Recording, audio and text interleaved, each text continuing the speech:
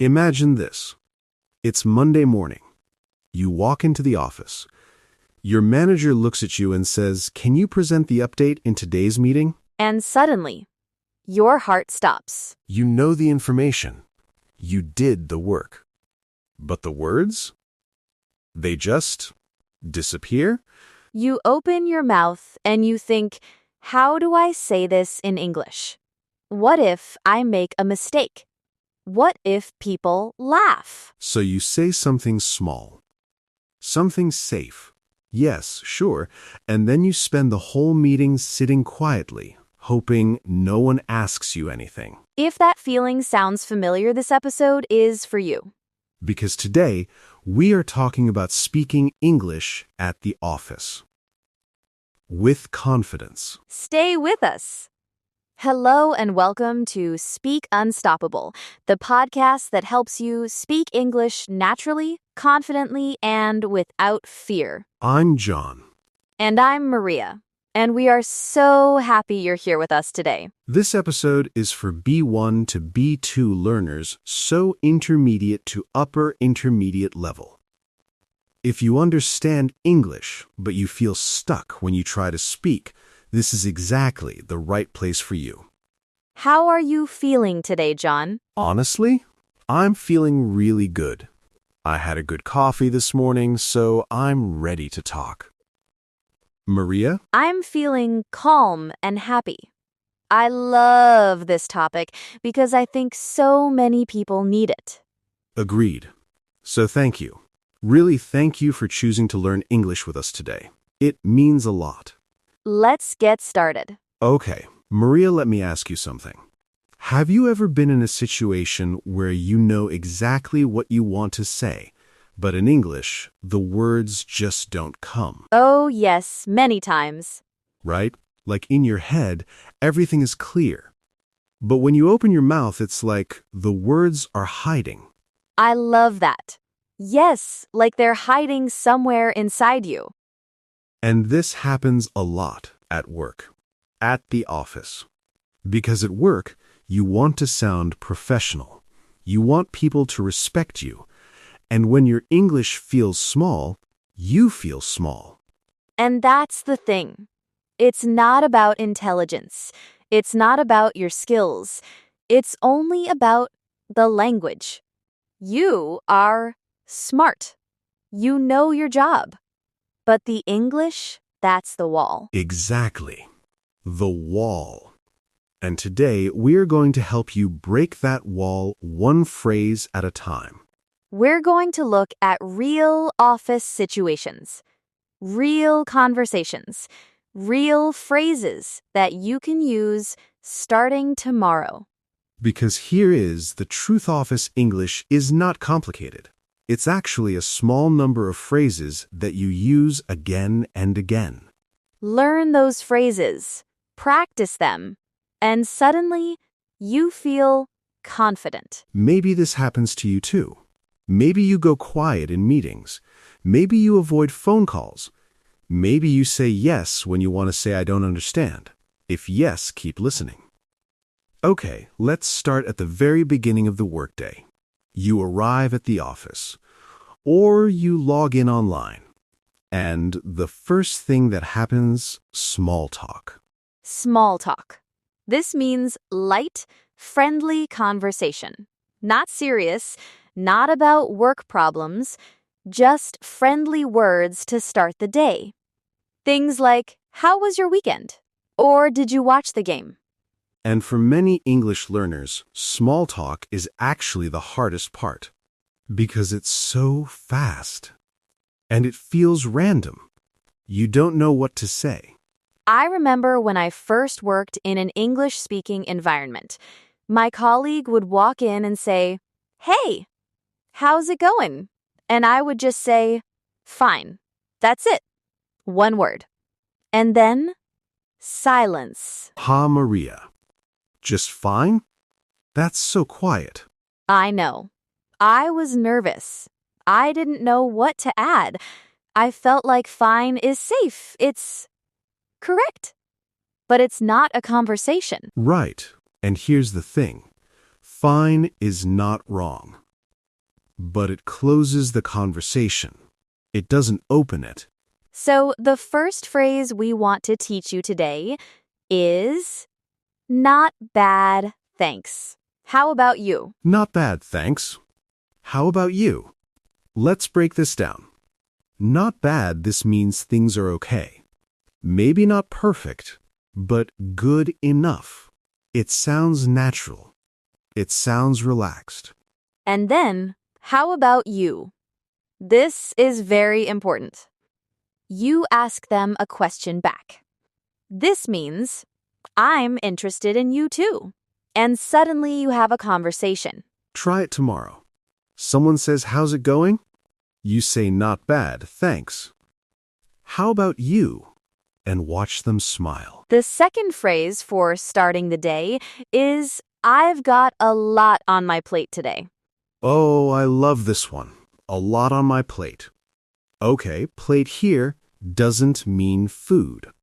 Well, actually imagine a plate of food. If the plate is full, there's too much.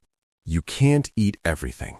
So, a lot on my plate means I have a lot of work. I'm very busy. It's a very common expression at work. For example, if your colleague asks you, do you want to join us for lunch at 12? And you're very busy, you can say, I'd love to, but I've got a lot on my plate today. Maybe tomorrow? That sounds professional. It sounds natural. And it's polite. And between us, sometimes I use this phrase even when I'm not that busy, just to feel important. Don't tell anyone. John, I'm kidding. Mostly. the feeling here is when you have a phrase ready, you don't panic. You don't search for words. You just say it. And that confidence, people can feel it. Maybe you know this feeling too. That moment when you say something and it comes out perfectly and you think, yes, that was good. Okay, now let's talk about the biggest fear. Meetings. Oh yes, meetings where everyone is watching. And your manager asks, any thoughts? And your mind goes completely blank. Blank. This means empty. No thoughts. Nothing like a white page with no writing. Yes, my mind goes blank. This is a phrase, and it's useful because you can actually say it. You can say, sorry, my mind went blank for a second. Give me a moment. Exactly. And that's the first meeting phrase, give me a moment. This means I need a little time to think. It's polite. It's professional. And it's much better than just sitting quietly with a scared face. Nobody will judge you for saying, give me a moment. They will respect it. Let me tell you a quick story. Last year, I was in a video meeting, and someone asked me a question I didn't expect. I wasn't ready, and instead of panicking, I said, that's a good question. Give me a moment to think. And what happened? Everyone just waited. Calmly, nobody laughed. Nobody judged me. And then I answered. Slowly, but clearly. That's the lesson. People are not waiting for you to fail. They just want the information. So the phrases for meetings, let's go through them. First, give me a moment. Second, I'd like to add something. I'd like to add something. This means I have something to say. I want to speak now. It's very useful when you want to join the conversation but people are talking and you're not sure when to speak. You can say, I'd like to add something to that. And then everyone stops and listens. It's like raising your hand, but with words. Third phrase, if I understand correctly, this is my favorite. You use this when you want to check your understanding. When someone explains something and you want to make sure you heard it right. For example, your manager explains a new process, and you think you understand. But you're not 100% sure. So, You say, if I understand correctly, we need to send the report by Friday, is that right? And your manager will say yes or correct you. Either way, you look professional. You look careful. Not confused. Careful. There's a big difference. Yes. Confused means you don't understand. Careful means you're paying attention. And if I understand correctly, makes you sound careful. The fourth phrase, could you say that again, please? Very simple. Very important. So important. Because sometimes people speak fast. The audio is bad. You miss one word, and suddenly you're lost. And many learners just nod their head. They pretend they understood. But they didn't. Don't do that. Just say, I'm sorry. Could you say that again, please? Or could you speak a little more slowly, please?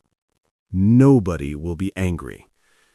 I promise. In fact, native speakers do this too. Everyone asks for clarification sometimes. It's normal. Clarification. This means asking someone to explain something more clearly, to make it clearer. Maybe you know this feeling sitting in a meeting, nodding your head, but thinking inside, I have no idea what they just said. We've all been there. We have. And the good news is, there's always a polite, simple way to ask again. All right, let's move from speaking to writing. Because Office English is not only about talking, you also need to write emails. And email English is actually a little different from speaking English. In emails, you want to sound professional, but still friendly, not too formal, not too casual. Too formal sounds cold. Too casual sounds unprofessional. You want to be right in the middle. Let's start with how to open an email. Many learners write Dear Sir or Madam, and that's correct. But it's very old-fashioned now. Old-fashioned means it was used a long time ago. People used to say it. But now it sounds a little stiff. Stiff means not natural, not flexible. A better way to open is, Hi, I hope you're doing well. Simple, friendly, professional. Or if you're writing to someone you don't know, hi there, I hope this message finds you well. This is a very common opening in professional emails. I hope this message finds you well. What does this mean exactly? It means I hope you are doing well when you read this. It's a polite, warm opening. And almost every professional email uses it or something similar. Now let's talk about one of the most important email phrases. Please let me know. Please let me know. This means please tell me. Please give me your answer or information. It's polite and it works in almost every situation. For example, I've sent you the updated report. Please let me know if you have any questions. Perfect. Simple. Professional. Or please let me know when you're available for a call. You can use please let me know in hundreds of situations. Another very useful phrase, I'll get back to you on that. Oh yes, I'll get back to you on that. This means I don't have the answer right now, but I will give you the answer later. It's very useful when you receive a question and you need time to check. So instead of saying, I don't know, which sounds a little unhelpful, you say, I'll get back to you on that. Much more professional. I want to tell a quick story. When I first started working, someone sent me an email asking about project costs. I had no idea. I didn't know the numbers. And I just replied, I don't know yet. Honest. But maybe not the best choice for a professional email. Right. My manager saw it and said, John, next time say, I'll look into that and get back to you. I'll look into that. That's another great phrase. Look into means investigate. Check. Find the information. I'll look into it and let you know by Thursday. That sounds so much better than I don't know. The last email phrase, please find attached. You use this when you send a document or file with your email. You write, please find attached the monthly report. This tells the reader there is a file here. Please look at it. Simple. Very standard. Very useful. And maybe you know this feeling. You write an email in English, you read it again, and you think, does this sound right? Is this professional? This episode will help you feel more sure. Okay, last sub-segment. And maybe the most important one. Difficult conversations. Difficult conversations at work, what does that mean? It means conversations that feel uncomfortable. When you need to disagree with someone, when you need to ask for help, when you need to say no. And in English, especially at work, you need to do all of these things politely. Directly, but politely. Let's start with disagreeing. This is hard for many learners because they don't want to sound rude. They don't want to upset anyone. So they just say nothing. But saying nothing, that's also a choice. And sometimes, it's the wrong choice. Your idea might be better. Your concern might be important. So, how do you disagree politely in English? The first phrase, I see your point. But I see your point. This means I understand what you are saying. I hear you. And then you give your idea. I see your point, but I think we should also consider this is beautiful because it's respectful.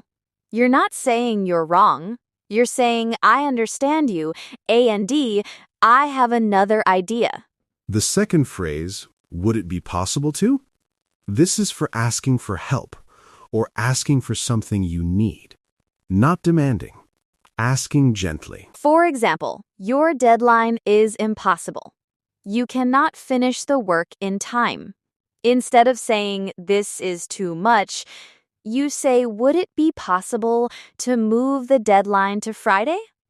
Much softer. Much more professional. And usually people say yes. The third phrase, and this one is really important. I want to make sure I understand.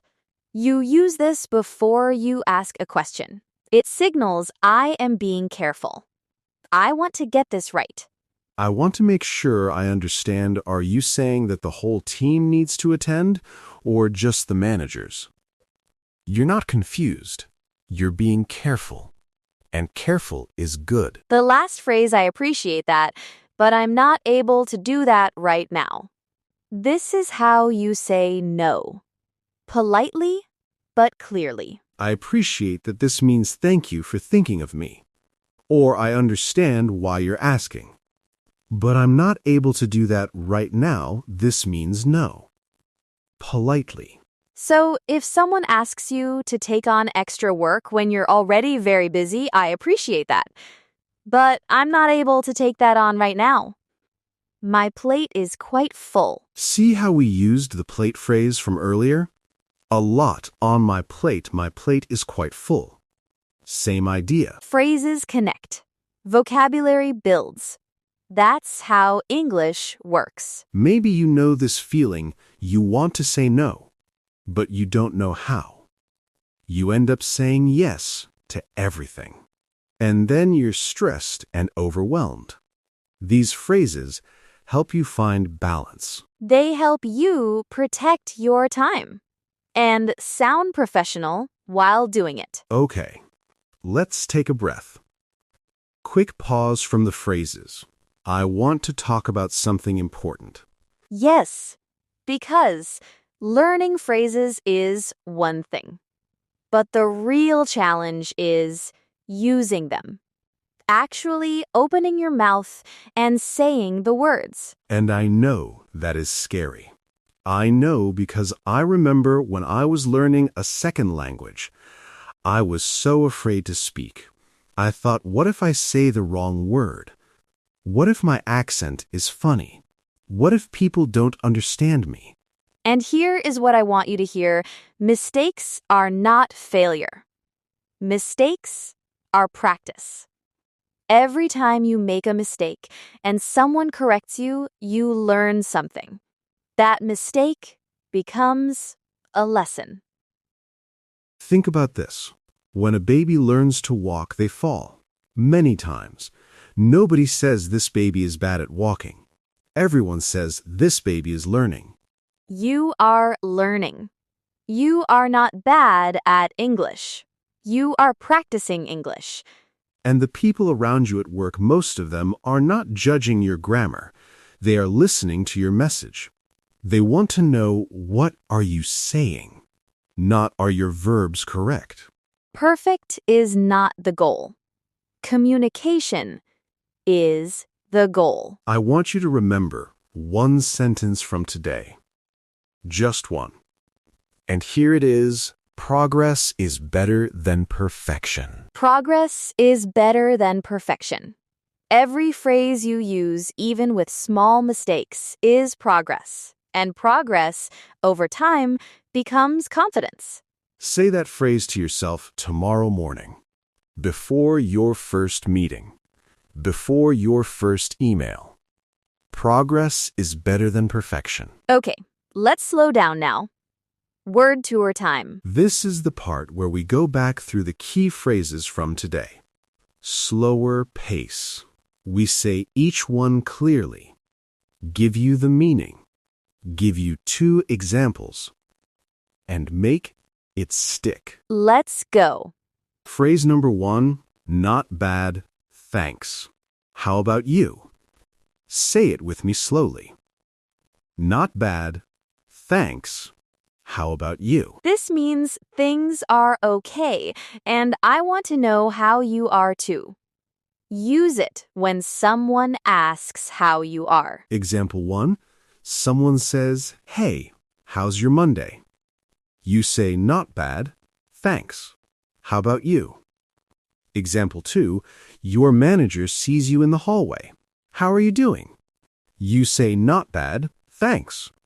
How about you? I use this phrase almost every morning. It sounds natural, and it starts a real conversation. Phrase number 2, I've got a lot on my plate.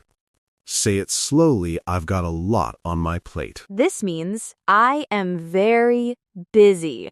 I have a lot of work to do. Remember plate ducks work. Full plate ducks, very busy. Example 1, can you help me with the presentation? I'd love to, but I've got a lot on my plate right now. Example 2, why do you look tired? I've just got a lot on my plate this week. This phrase is very, very common in offices. Native speakers use it all the time. Learn it.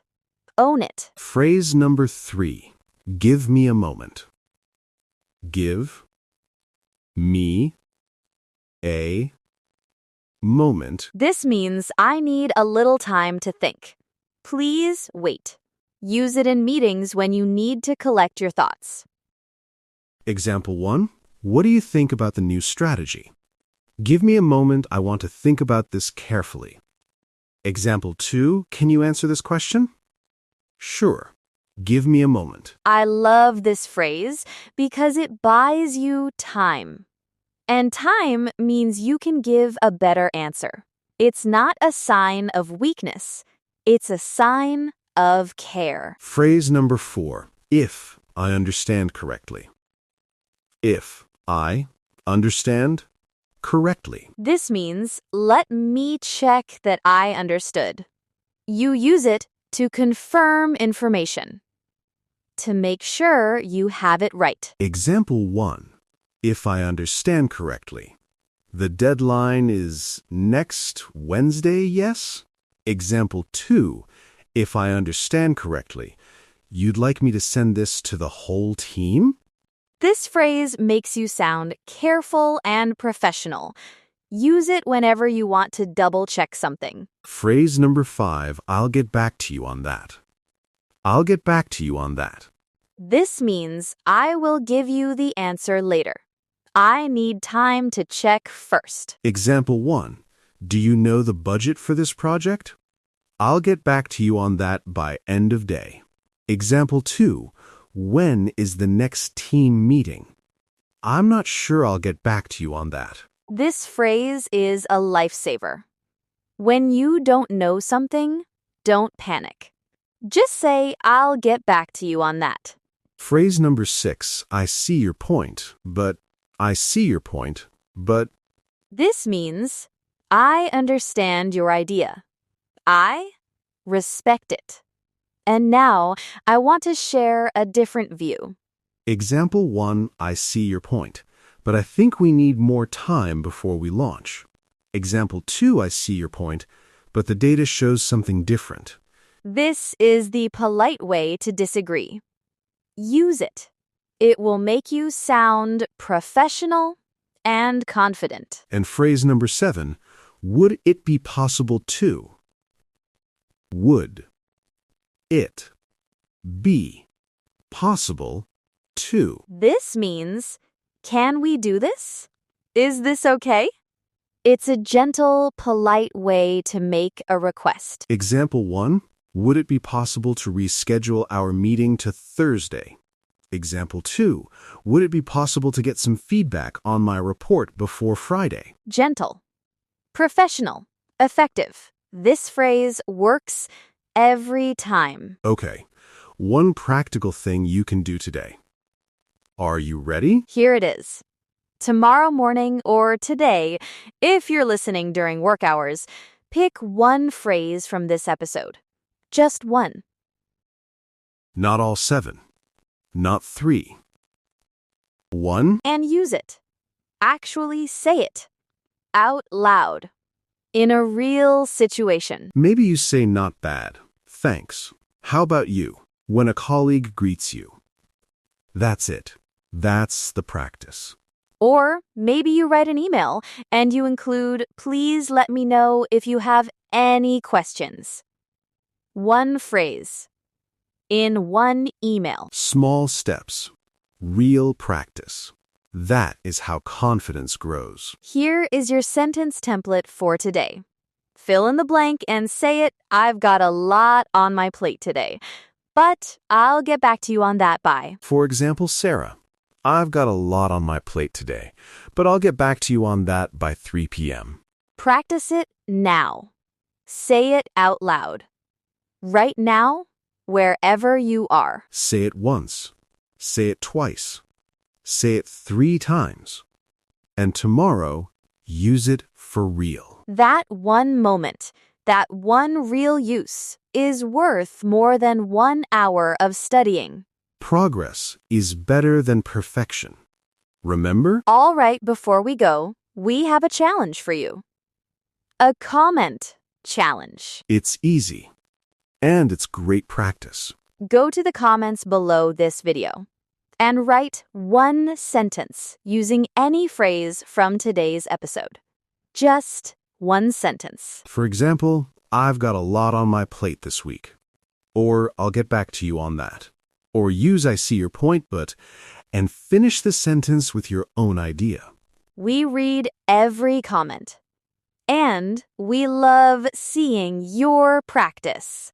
And if this episode helped you even a little, please give us a like. It helps more people find this podcast. More learners. More people just like you. And subscribe to Speak Unstoppable so you never miss an episode. Every week we bring you real, useful, everyday English for real life. You are not alone in this journey. We are right here with you. Every episode, every phrase, every step. Thank you so much for listening today. You showed up. You practiced. That is something to be proud of. Keep going. Keep speaking. You've got this. This is Maria. And this is John. From Speak Unstoppable. See you next time. See you next time.